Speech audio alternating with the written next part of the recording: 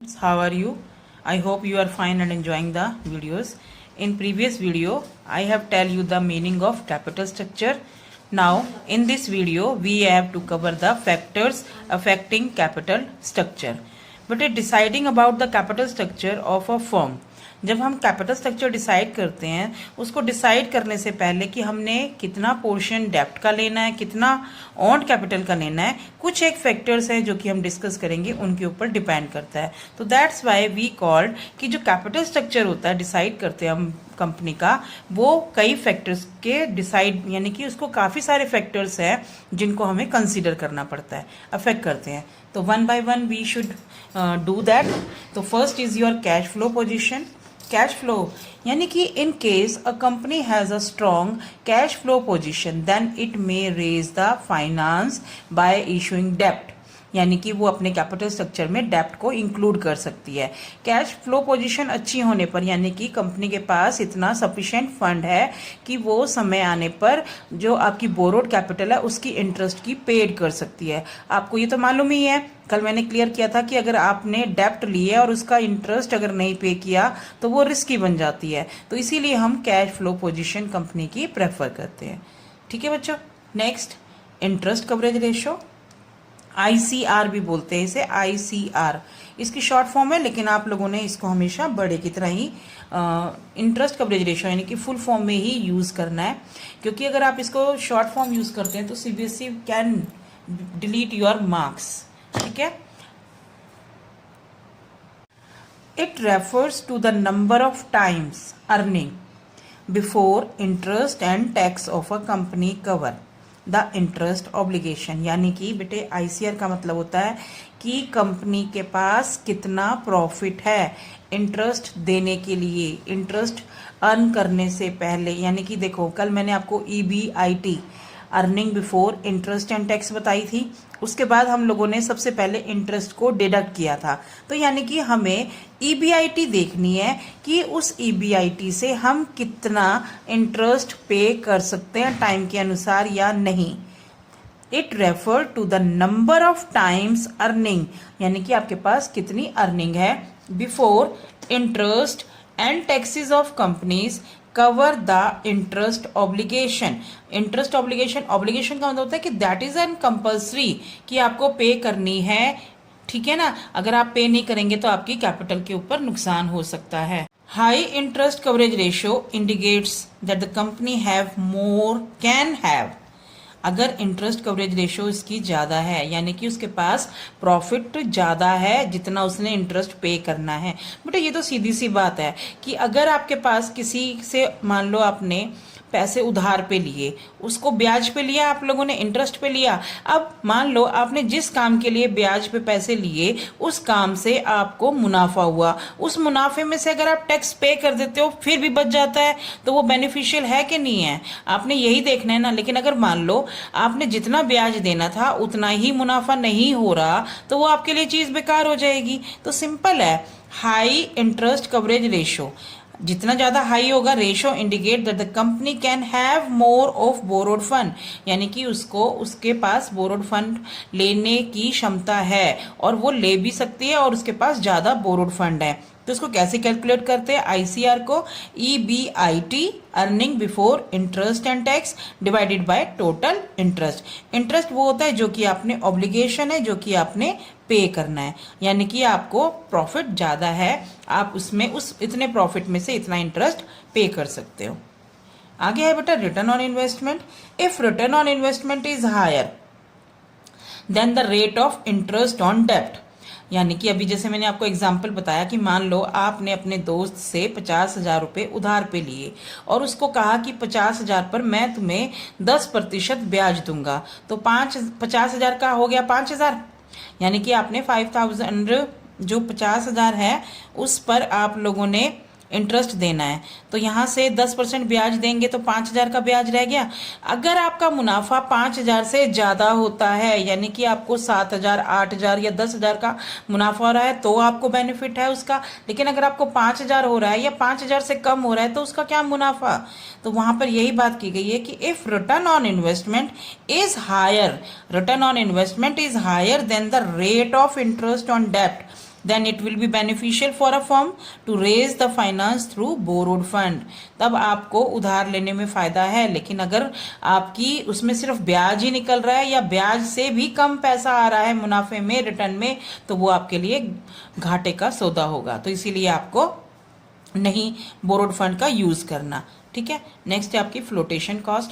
Flotation cost क्या होती है बच्चों? The cost involve in issuing securities, यानी कि जब आप कोई शेयर इशू करते हो, डिवेंचर इशू करते हो, तो उस समय आपको कुछ लागत लगानी पड़ती है। कॉस्ट कैसे कि ब्रोकर की कमीशन हो गई, उसमें अंडरराइटर की फीस हो गई, आपकी प्रोस्पेक्टस की फीस हो गई, एडवर्टाइजिंग की हो गई, आपने जिस सिक्योरिटी एक्सचेंज में गए वहां पर उसकी एंट्री फीस हो गई, सेबी की हो गई, something like this is called flotation cost.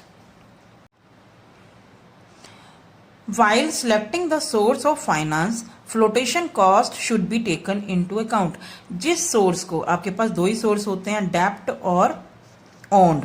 अब जिस सोर्स की फ्लोटेशन कॉस्ट रिड्यूस होगी, कम होगी, फ्लोटेशन कॉस्ट जितनी कम होगी आप उसी सोर्स को प्रेफर करेंगे, चाहे वो डेप्ट का हो चाहे वो ऑन्ड का हो। समझ में आई? क्योंकि फ्लोटेशन कॉस्ट अगर हायर होगी तो आपको कॉस्ट ऑफ जो इशूइंग कॉस्ट है वो आपकी ज्यादा होने पर आपको उसकी कॉस्ट आपको कम पड़ेगी।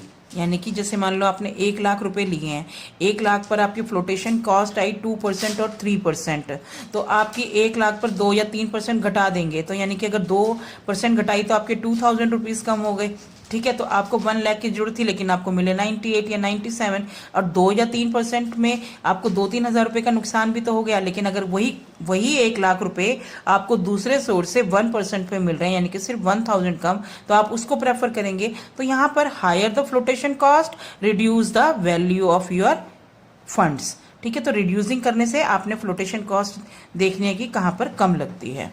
Control while existing share holder are ready, यानी कि आपके शेयर होल्डर्स, कंपनी में मान लो 10,000 शेयर होल्डर्स हैं, अब वो राजी हैं कि उनके कंट्रोल को डाइल्यूटली, यानी कि उनमें उनको कोई प्रॉब्लम नहीं है कि अगर कोई उनके डिसीजन में इंटरफेरेंस करे, तो क्या होगा? डाइल्यूट का मतलब होता है कि जिसमें आप लोग ढील ढाल छोड़ सकते हैं, डाइल्यूटली।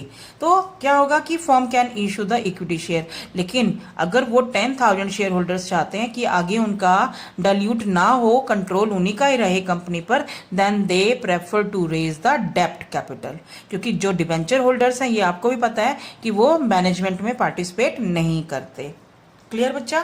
तो जहां पर शेयर होल्डर्स को लगे कि वो डाइल्यूट कर सकते हैं, डिस्ट्रीब्यूट कर सकते हैं कंट्रोल को, then they can raise the equity shares, otherwise then they have to dept issuing. Now tax rate, interest on डेप्ट is allowed as a deduction. आपको मालूम ही है कि अगर आप बोरोड कैपिटल को यूज करते हो तो उसमें आपको इंटरेस्ट ऑन डेप्ट is deductible as a tax, यानी कि टैक्स में से उसकी कटौती आपको मिल जाती है।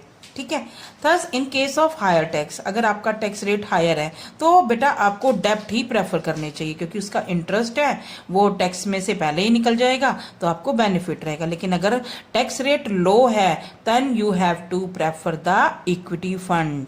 समझ में आई? क्योंकि कई बार क्या होता है कि जो डेप्ट होती है ना, उसका इंटरेस्ट रेट ज्यादा होता है, टैक्स रेट कम होता है। तभी मैंने कल आपको जो प्रीवियस वीडियो थी उसमें आपको सारा क्लियर किया हुआ है कि टैक्स रेट ज्यादा अगर बोरोड फंड लेते हैं तब क्या दिक्कत आती है, टैक्स रेट ज्यादा होता है तो क्या आती है। तो इसीलिए अगर आपने प्रीवियस वीडियो नहीं देखी है तो please watch it, previous video, for more clarity of this concept. अगर एक बार कंसेप्ट क्लियर हो गया तब आपको एग्जाम में लिखने में कोई प्रॉब्लम नहीं आएगी। नेक्स्ट है आपका flexibility. A good financial structure, financial structure आपको पता ही है, डेप्ट plus equity should be flexible enough to have scope, यानी कि उसकी एक्सपेंशन और कॉन्ट्रैक्शन हमारे हाथ में होनी चाहिए कैपिटल स्ट्रक्चर की। कल मैंने प्रीवियस वीडियो में मैंने आपको बताया था कल कि आपका जो कैपिटल स्ट्रक्चर है that is a combination of डेप्ट एंड ओन्ड कैपिटल। अब एक्सपेंशन कैसे होगी? जब आप कैपिटल को इंक्रीज करेंगे। कॉन्ट्रैक्शन कैसे होगी? जब आप कैपिटल को राइट ऑफ कर देंगे। ठीक है, यानी कि आपका कैपिटल स्ट्रक्चर ऐसा होना चाहिए, जब आपको जरूरत हो आप इशू कर दो, और अब अगर आपको ना जरूरत हो तो आप उसको रिडीम कर दो, यानी कि उसको पे ऑफ कर दो। तो when ever the arise issue of debenture and preference share brings the flexibility in your capital structure, यानी कि अगर आप बोरोड कैपिटल और प्रेफरेंस शेयर को इशू करते हो, रिडीमेबल को, तो आपके कैपिटल स्ट्रक्चर में उतनी फ्लेक्सिबिलिटी रहती है। That depend upon the company, manager and its nature of working. Clear? Now डेप्ट service coverage ratio, DSCR, debt service coverage ratio, that is an step ahead of ICR, interest coverage ratio, जिसमें मैंने आपको बताया था कि वो सिर्फ interest की ऑब्लिगेशन को ही पूरा करता है, लेकिन ये एक स्टेप इसलिए आ गया है बेटा, ये साथ में प्रिंसिपल अमाउंट की भी डिमांड करता है। वो ये करता है कि ICR cover the obligation to pay back interest on डेप्ट, but DSCR take care of return of interest, interest के साथ साथ एज प्रिंसिपल रीपेमेंट, यानी कि समय पर पैसा वापस करना। जैसे कि आपने डिवेंचर्स हैं 5 साल के बाद रिडीम करने हैं, तो इंटरेस्ट के साथ 5 साल उसकी भी व्यवस्था करना, यानी कि उसको भी अरेंज करना। प्रेफरेंस शेयर्स अगर आपने रिडीमेबल हैं तो उनको भी रीपेमेंट करना। तो DSCR कैसे करते हैं? प्रॉफिट आफ्टर टैक्स, ये आपको मालूम है, इसको हम अर्निंग आफ्टर टैक्स भी बोलते हैं। प्रॉफिट आफ्टर टैक्स EAT, ये इसलिए लिखा है क्योंकि प्रीवियस स्लाइड में हमने EAT को एक्सप्लेन किया था। Plus interest plus non cash expenses return of, जैसे कि हम किसी समय प्रॉफिट में से अपना नॉन कैश एक्सपेंसेस को रिटर्न ऑफ करते हैं, जैसे डेप्रिसिएशंस हो जाती हैं या कोई और ऐसा रिजर्व होता है जिसको आप इंक्रीज करते हैं, तो नॉन कैश एक्सपेंसेस हैं। तो उसके बाद आपने क्या करना है कि कितना आपने डिविडेंड पे करना है, क्योंकि यहीं पर आप इसमें फ्लेक्सिबिलिटी ला सकते हैं, प्रेफरेंस शेयर रिडीम हो सकते हैं, या आपका इंटरेस्ट रीपेमेंट ऑब्लिगेशन हो सकती है।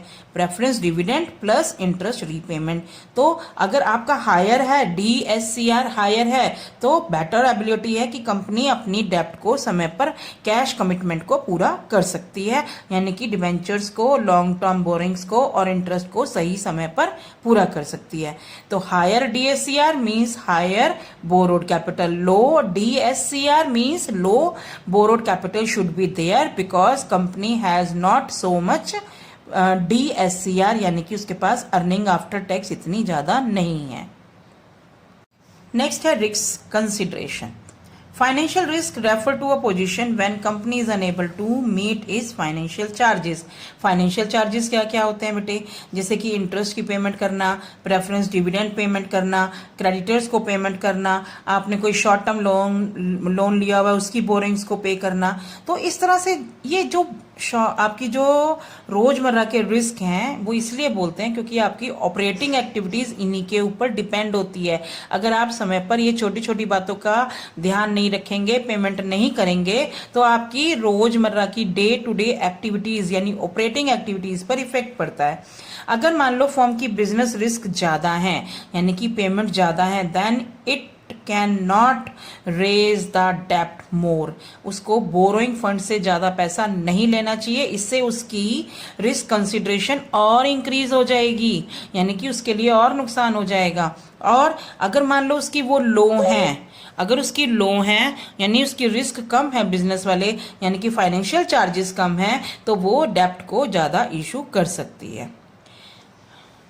नेक्स्ट है बेटा capital structure of other companies. Some time company को क्या होता है कि capital structure according to industrial norms के, जैसे कि मान लो आपकी कोई एक, आपको ये तो पता ही है कि इंडस्ट्रीज नॉर्म्स क्या होते हैं और एक कंपनी क्या होती है। इंडस्ट्री होती है जहां पर सारी कंपनियों का एक तरह से रूल्स रेगुलेशन एडमिनिस्ट्रेटिव कंट्रोल किया जाता है, तो वहां से आपकी एक कंपनी एक है। कई बार क्या होता है कि कंपनीज को इंडस्ट्रीज के रूल्स और रेगुलेशंस नॉर्म्स को फॉलो करना पड़ता है, यानी कि वो अपने कैपिटल स्ट्रक्चर में जैसे कि एक इंडस्ट्री फॉलो करती है उसके हिसाब से डेप्ट और ऑन कैपिटल का कॉम्बिनेशन को फॉलो करती है। बट ध्यान रहे बेटा, it should not be blindly accepted, इसको ब्लाइंडली एक्सेप्ट नहीं करना है, क्योंकि क्या होता है कि कई बार इंडस्ट्रियल की जो नॉर्म्स होते हैं वो आपको फाइनेंशियल रिस्क में ज़्यादा डाल सकते हैं। तो आपने अपने एनवायरनमेंट के अकॉर्डिंग, अगर आपके फाइनेंशियल रिस्क ज़्यादा है तो आपने डेप्ट को कम लेना है, और अगर आपके नॉर्म्स उसके अकॉर्डिंग सही हैं तो आप डेप्ट को इशू कर सकते हो। आगे बेटा रेगुलेटरी फ्रेमवर्क है इसमें क्या होता है कि आपने कंपनी ने जो भी ये फंड अरेंज करने हैं थ्रू सैबी और मॉनेटरी गाइडलाइंस के थ्रू ही इशू करते हैं, क्योंकि आपको अपनी कंपनी को रजिस्टर कराना होता है। तो issue of share and debentures have to be done within SEBI guidelines and taking loan. अगर कंपनी को रेगुलेशन मॉनेटरी पॉलिसीज यानी कि गवर्नमेंट की पॉलिसीज भी माननी पड़ती है। अगर SEBI guideline are easy then the companies, तो कंपनी को प्रेफर शेयर इशू करने चाहिए through additional capital issue of security के थ्रू। इश्यू ऑफ सिक्योरिटी के थ्रू आपको अपनी एडिशनल कैपिटल रेज कर लेनी चाहिए अगर आपको सेबी के नॉर्म्स इजी लग रहे हैं। लेकिन जहां पर आपको मॉनेटरी पॉलिसीज ज़्यादा अच्छी लग रही हैं, यानी कि मॉनेटरी पॉलिसीज जो मनी मार्केट होती है, ठीक है, अगर वो फ्लेक्सिबल लग रही हैं then you have to go for more loan, जहां पे आपको बोरोड मनी मिल जाएगी। बट यहाँ पर और भी कई 2-3 केसेस हैं। आपके पेपर में 6 मार्क्स से ज़्यादा आता नहीं है, तो it means you have to explain only 6 to 7 points. और जो कई बार कंपनी जो सीबीएसई में क्वेश्चन आता है वो ICR, DSCR, SEBI guideline, market structure, इनके बेसिस पे आता है, वो मैं सारे एक्सप्लेन कर चुकी हूँ। लेकिन अगर आपने अपने नॉलेज के लिए करना है तो कॉस्ट ऑफ डेप्ट है। कॉस्ट ऑफ डेप्ट में मीन्स ईजी है बेटा, अगर आपको बोरोड फंड आसानी से कम ब्याज पर मिल रहे हैं तो then you have to prefer the debt capital because it is an less cost and but risky। लेकिन अगर आपको कम इंटरेस्ट पे मिल रहे हैं तो आपको कॉस्ट ऑफ डेप्ट इक्विटी कम है तो आपको बोरोड कैपिटल करनी है, otherwise you have to prefer the cost of equity. Some time क्या होता है कि आपको इक्विटी आसानी से मिल जाती है। अभी मैंने जैसे कहा कि सेबी की गाइडलाइन ईजी है, तो then you have to include your money या you have to invest your money in additional securities। तो कॉस्ट ऑफ डेप्ट अगर आपको कम पड़ रही है कॉस्ट ऑफ बोरोड कैपिटल से, तो आपको कॉस्ट ऑफ इक्विटी को प्रेफर करना है। तो आपको जहां पर कम लगे वहां पर आप लोग देखेंगे ही। फिर है मार्केट कंडीशन। बेटा इसमें 2 कंडीशंस होती हैं, एक होती है बूम, एक होती है डिप्रेशन। आपको ये तो पता ही है कि बूम का मतलब होता है हाईली, जहां पर ग्रोथ अपॉर्चुनिटीज होती हैं, प्रॉफिट ज़्यादा होता है। तो जो इन्वेस्टर्स हैं, आप लोग हैं, तो आप सोचेंगे कि हम रिस्क ले लेते हैं, भाई ये बहुत अच्छी ऊपर फ्लोरिश कर रही है, ग्रोथ कर रही है, प्रॉफिट हो गई होगा, then you will prefer to invest in equity. Boom है, फ्लोरिश है, ग्रो कर रहा है, तो आप उसमें इक्विटी में करेंगे। डिप्रेशन में क्या होता है, आपको पता है सारा मंदी काल चल रहा होता है, जैसे कि अब हमारी इकोनॉमी में डिप्रेशन चल रहा है। तो डिस्पर्शन के समय आप लोग डिवेंचर इशू ही प्रेफर करेंगे इन्वेस्ट करना डिवेंचर्स में, बोरोड फंड में, क्योंकि आपको पता है कि अगर आप इक्विटी में करेंगे तो पैसा डूब जाएगा, लेकिन अगर बोरोड फंड में करेंगे तो आपको इंटरेस्ट एज एन चार्ज वो मिलता ही रहेगा। I hope you understand all these factors regarding the capital structure. If any problem, please write in the comment box. And for new notification, please press the bell icon and subscribe the channel for new videos. Thank you.